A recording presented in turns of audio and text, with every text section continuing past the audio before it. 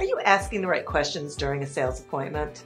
Unsure what those questions are? No worries. Stick around to find out what you should be including at every appointment.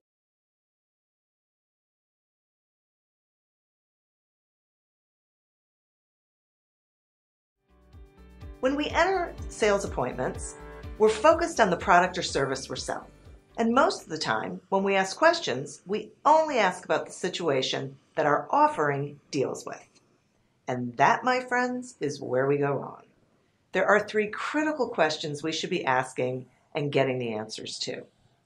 The first one is this: what is your decision-making process?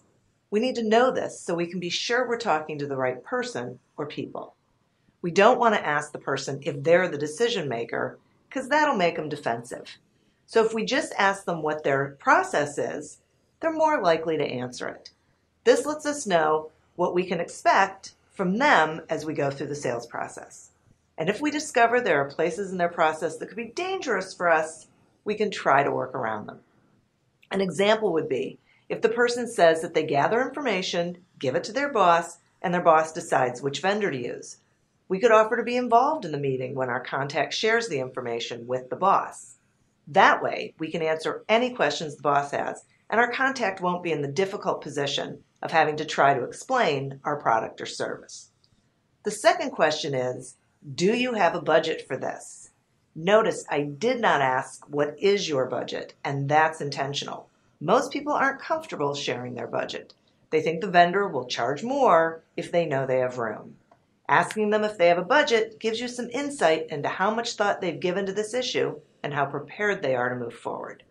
If they have a budget, you can ask them if they'd feel comfortable telling you what it is.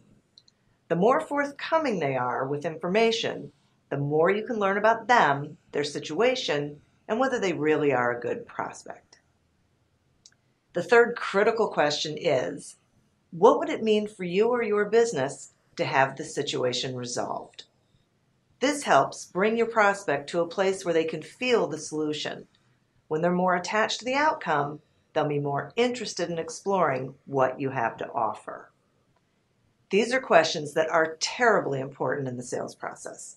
Knowing the answers to them will give you more critical information, and that will help you determine whether it makes sense to continue to move forward with the prospect.